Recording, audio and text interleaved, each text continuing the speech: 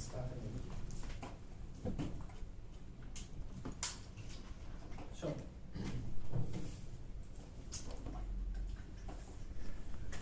let's talk about something we mentioned that we didn't actually explain.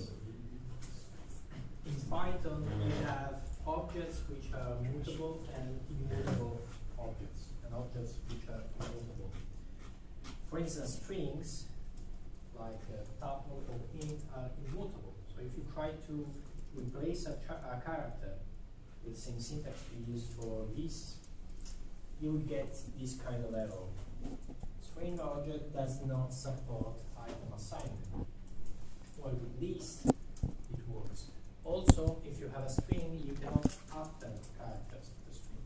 You have to create a new string starting from the previous one. For instance, if I have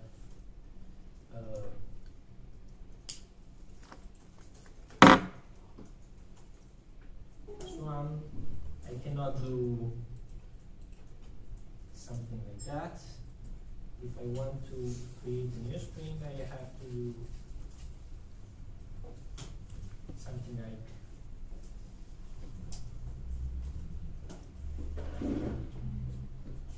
this. So I have to add something to the string. In this case, I'm creating a string and I'm not modifying the string.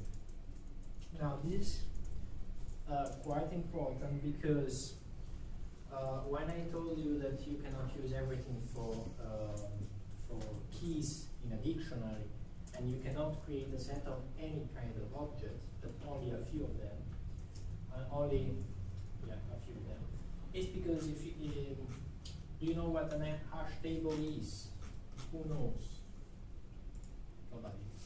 Okay. Some of you know because so a hash table is a mapping which is very efficient because it's actually creating an hash of the object you use for the keys. But an hash has to be the same over time. So the object has to be fixed when you create it. You know his hash, and if you modify the object, the hash will change. So the bottom line is immutable objects like tuple, integer, strings, others, or frozen set, can be used for sets, because a set is like a dictionary as well. It uses an hash table to store the objects. So if you use dictionary, you can use only immutable objects for the keys, and you cannot use mutable objects. Now, if you create a type, we'll see to go over, yes, how to create new objects, or maybe later today, how to create objects. Okay, go there. So we'll see how to create new data types. In that case, you can modify the behavior of your data type in order to also define a method, which is called hash in this case, to produce an hash. If you don't do that, Python is able to do something, but it's basically the ID of the object. So it's basically two objects have the same hash if they are actually the same object. Tuples are the immutable version of the list. You create them using parentheses instead of square parentheses. You can access them. You can access items of the tuple, and you can access slices of the tuple, exactly like you do with the list. But you cannot assign an item to a tuple. You cannot extend it, etc. Now, multiple assignment. Something very useful in Python is the ability to assign multiple values to multiple variables in just one line. In this case, you use a sequence, usually a tuple, but also this is fine, or any object you can identify. And the syntax is very simple. A, comma, B, comma, C equal a sequence of 3 values. It works with tuples or strings or anything else. Of course, it has to be of the same size, because if you try to do this kind of assignment, Python doesn't know what to do with the extra arguments. The same if you do this. It says that it means one thing. Now, can you think of a way of swapping two values in this context using this multiple assignment? So I have variable A and variable B. I want to swap the values of this variable. So A is equal 1, B equal 2. I want A equal 2 and B equal 1. Can you do A comma B equals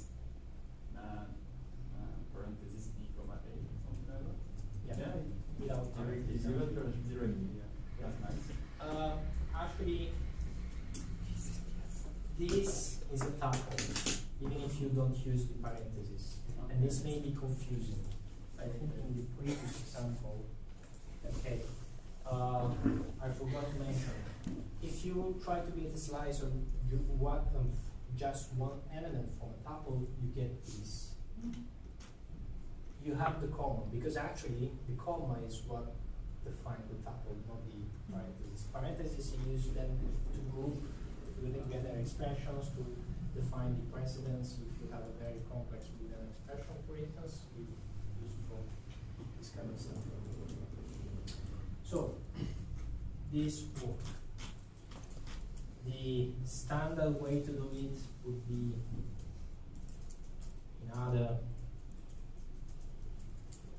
do something like this, and B equal R and A equal TMP. In this case, you don't need it.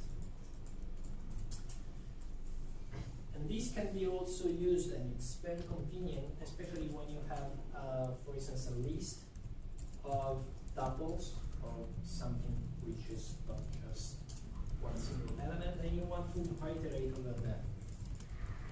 In this case, we have a list of tuples with number and a string, and we can iterate in this way for num, comma, char in list. In this case, Python is exploding the internal tuple.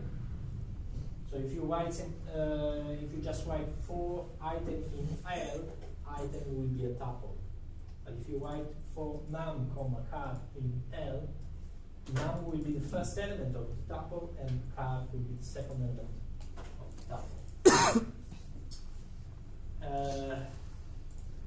In the previous exercise, someone was trying to iterate on the index of list. A very convenient function is enumerate, which you are going to with the help soon, which is used for this kind of stuff. And if you use enumerate, you probably want to use this syntax. You realize when you read the help. And the help is needed because you have to do an exercise. So, the first exercise is the following. We want to create a function called z2. This accepts two lists containing whatever. Sorry. It accepts a list of tuples, of pairs, and it will return two lists, one with the first element of the pairs and the second list with the second element of the pairs. The example is very clear. This is the list containing tuples. It has to return a list containing only the first and second list containing only the second elements. Second exercise, read the documentation of dict.items method. It's a method of the dictionary, and try to give a solution of the previous exercise, the exercise to invert the keys and values of dictionary using this dict items method. Okay. Any question? Yes? In this format sometimes with the input. Is it convenient that like if the user mess with the input, is there a way in Python to If the double user mess, with the input, like it's like character and number, the two bits. And if a user put number with number, for example, Python recognize these mistakes, or the Python code does not start from the beginning? I don't see why this is a mistake. I mean, they are just elements. Okay, so he takes Double or anything. okay These could be lists or anything. open files or Any Python dictionary. object. Any object. It's just Any object.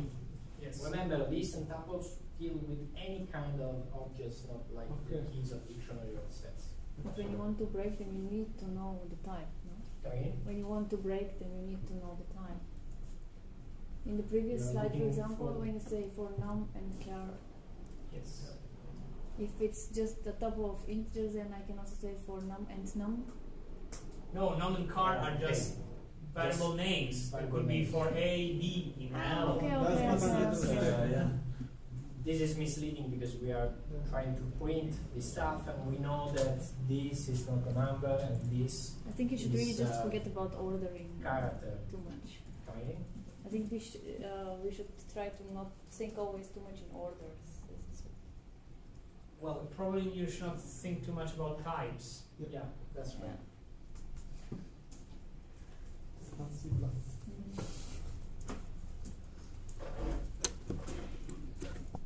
So there are ways to try to identify the type of an object. But in Python, what you usually do is quite often you try to convert it to the right type.